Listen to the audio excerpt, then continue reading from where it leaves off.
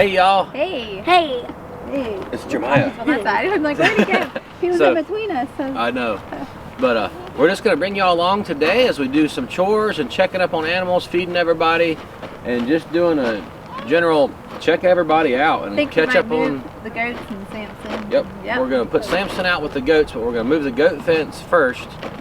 We're going to put Buster's fence where the goats are, the goats where Buster is, and that way the goats can have some grass. We'll put Samson out with them.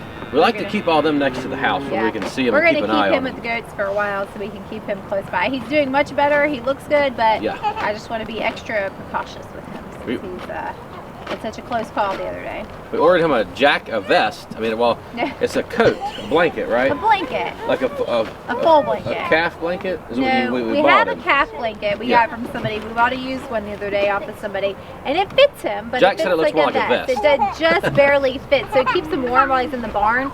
But when we have it out, I don't think it'll be sufficient. But this little full blanket, it's a miniature horse / full blanket, so it should fit him. It might be a little bit big on him, but I'd rather be a little bit big and really cover him.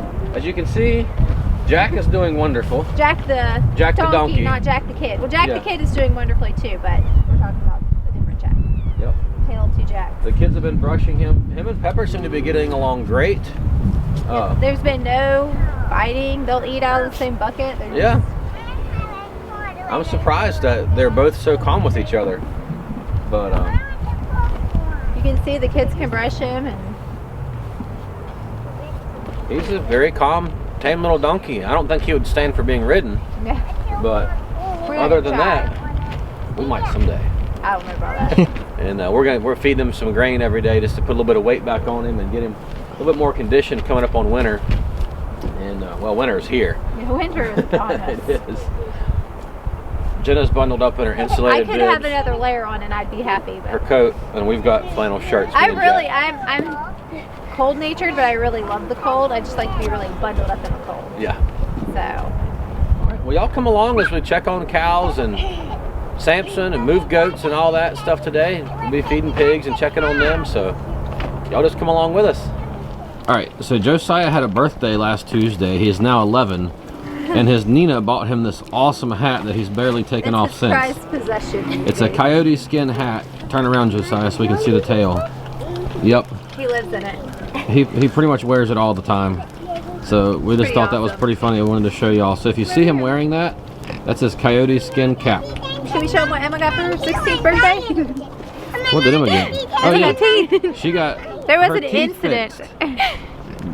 Let's see. Let me zoom in. All right, Emma. Let me get over here. Zoom right up on her face. And there was an incident with a certain little brother that shall remain unnamed, and a coffee mug in Emma's face, and broken front teeth like the other one, and it was really bad. So we had an emergency. Well, it wasn't really an emergency dentist visit. She wasn't in pain, so they saw her. It happened on a Friday, and they saw her Monday first thing. And now she has new teeth, and she turned 16 in the end of November. So yeah. Yep. She got new teeth for her birthday. She got other things too. Yeah. That's not it. We were joking with her, telling her she got. That actually happened earlier in November, but yeah, excitement in our lives. Always something.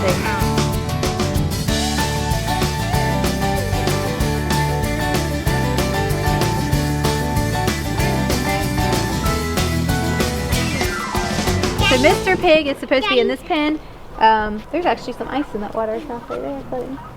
But he escaped, so he's in a stall. He's not like gone. He gets out of it. So we're going to have to do some work on it and get it fixed where he can't get out, because he just likes to get out and go busting up into the feed room and eating what feed we do have left. Yes. The other day, which was not sure how he gets it open, but I don't know, but he got in there. And he was eating away, so yeah. We're gonna work on that, but not, I don't know if we're gonna get to that today. Probably this week we'll get to that, but we have too many other things that are more pressing needs than that. He's fine in the stall for a few days. Yeah. Well, there they are on the riding cow. Wow.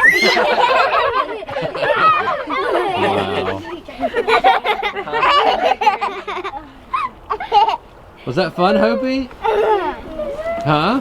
Yeah. Yay, 1, 2, 3. Alright. Yeah. Alright, y'all get down. We got chores to do. Alright guys, so Clary is the cow our neighbor gave us. Stay right there, baby. Anyway, she is what we think she's a Holstein Jersey cross. We're not 100% positive. She's a milk cow our neighbor Rodney had given us last year, and she should have been bred by the Angus bull we had here early in the year, and she would have calved by the end of October, but she has not calved. And then we noticed what looked like almost a football-sized growth on her belly, and we weren't sure if it was a tumor or what, and we were like, well, let's wait and see what happens with her, because we don't know how old she is. She's definitely not a young cow. And it actually ended up being some kind of abscess. It ruptured. It was really disgusting. But we've been treating her with some spray that I make up with essential oils and things, and she is vastly improving. She was with Rusty, and he followed her around a bit, so she could be bred. We don't know. We could run a blood test and pregnancy check her, and we may do that at some point. Right now, we're just trying to see if she puts some more weight back on and how she does going into the winter. And once we feel like she's at a healthy stage again, if we can check and see if she's bred. But we really are just kind of watching and waiting, but she's definitely improving. We were really worried about her probably, what, 2 weeks ago? Yeah. We were thinking it was probably, we might have to put her down. We were really concerned. Hey, Cookie. All right, so cows are eating, obviously. This is where I found Samson the other morning, right out here in this cold, wet, nasty mud. Down, thought he was dead, but thank God he wasn't. And we worked on him and got him back. And Cookie here, we're working on drying her off, and we should have had her dried off by the 1st, and she was close to being dried off, and then right there at the end she started showing signs of mastitis. We actually have the CMT, so California mastitis test that we do, and she was showing a little bit of mastitis, so we're working on clearing that up as we dry her off. So it's a little bit tricky, but she's doing well. It's going away. I mean, she seems fine. It's not a bad case or anything. And so she's due to calve. She's due to calve the 1st of February. Yep. I think February 1st or 2nd is her actual due date. I think the 2nd. But yep, so she is we just trying to get her dried all the way off. And all right, y'all. Jack has got a bucket of feed. He's on his way with it, and they're gonna get the boats. Wow.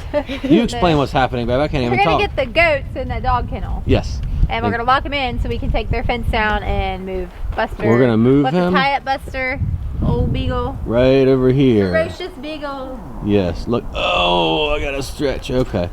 All right. Yeah, go in there and see if you can get those goats to follow you into the kennel, Jack. Yeah. Or Emma. They'll follow Emma, don't they? They look so fat. I know. They're such tiny little goats. Very good. Okay. All right, y'all. Y'all saw how easy that was to get up. It literally took 2 minutes at the most. The kids help and can pull it right up. Yeah, it's so easy. And I don't want to knock other products, and I'm not going to, because they can work, and they do, but not as good as this. Yeah, far superior. It really is. We've got all different kinds of poultry netting, and they work in certain applications, but this is the only thing that we've been able to use to keep our goats in. Yeah. Nothing else has worked. Nope. I mean, and it's actually poultry netting. And we've had chickens, if the chickens somehow get into there because it's lower, they'll fly in. Yeah. At the ground level, they can't get out because of the netting, the size the of holes. the holes. It actually, yeah, it works really well. Yeah, the height is perfect and the netting size is perfect. But. Yes. And this is the Gallagher brand. It's Gallagher. We've teamed up with them. We use a good bit of their products now. Their poultry netting, the turbo wire, the fence reels. This charger, super hot solar charger. It is phenomenal. But their products are awesome. I mean, they really are. You pay a little bit more for them, but you get what you pay for. Yeah. I mean, it really is a far superior product. You can't even compare them to the ones we were buying at just. Oh yeah, their ring top posts are far superior. Yeah. And these posts are far superior to the ones yes, on the they other. really are. It's a really great product, and we do have a coupon code below. If you want to order, you can go through our link below and use coupon code. And this isn't a sales pitch. No. We really, really love it. It makes your life easier. I mean, it really does. When you're doing all the stuff like we're doing, I mean, we've got pigs and chickens, horse, a donkey now, the cows, turkey is sometimes it's a lot going on, and especially when you're trying to rotate, like having the wire, the spoolers and all that stuff, yeah, it just makes it easier. Anything you can do to speed things up and make everything, to keep your livestock and in be more better efficient. too, it helps tremendously. So anyway, okay, I don't want a sales pitch, and it's not. It's just a really But awesome product that we believe in. Yeah, we believe in it. It'll help you. We wouldn't encourage you to get something that we don't use regularly and we don't believe in. We wouldn't do that. So. Right, exactly. All right. So, anyway. Oh, back to business. Back to business. Now we're going to tear down Buster's fence. Jack's got him on a leash.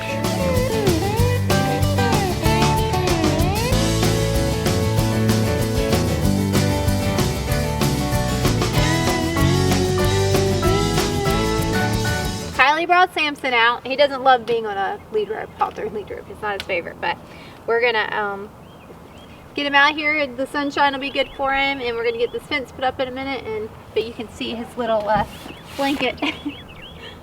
It's made for a newborn calf. Yeah, Kylie said they match with the blue jacket and the red hair. Yep, they match. But yeah, so the other one we get from him will fit a lot better. But yep, we're gonna get him out here where he can stretch his legs and lay out in the sun and get the goats in with him. So here we go. We got to put the other fence up now.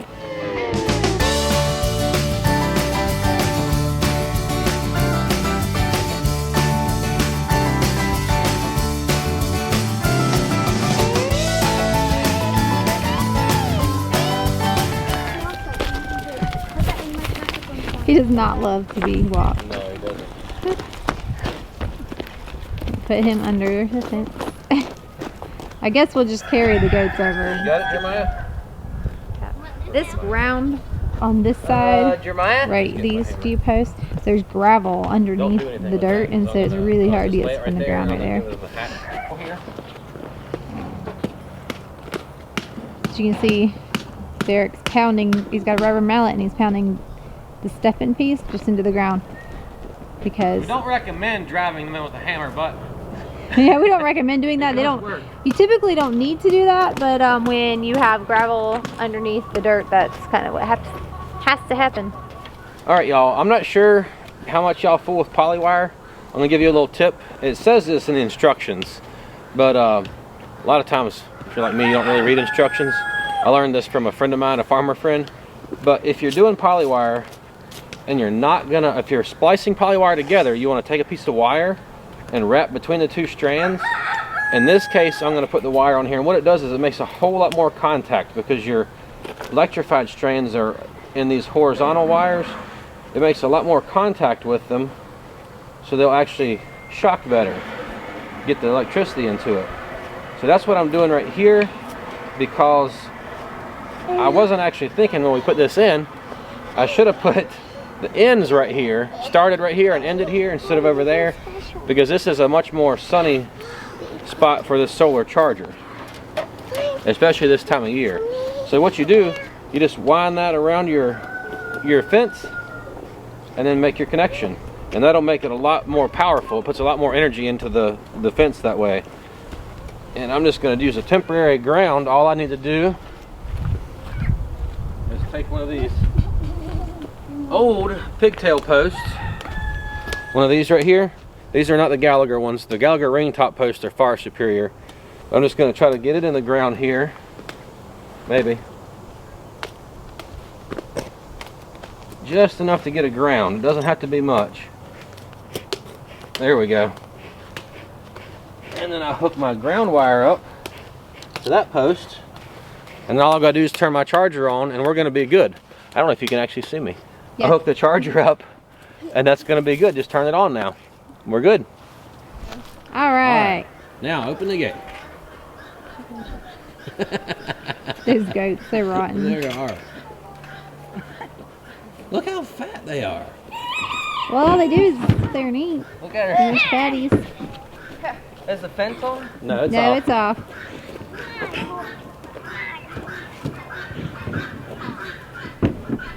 Oh yeah, they're gonna try to steal Samson's We forgot, feed. yeah. Look at her all bristled up. We need to get them some feed, Emma, real quick, some goat feed.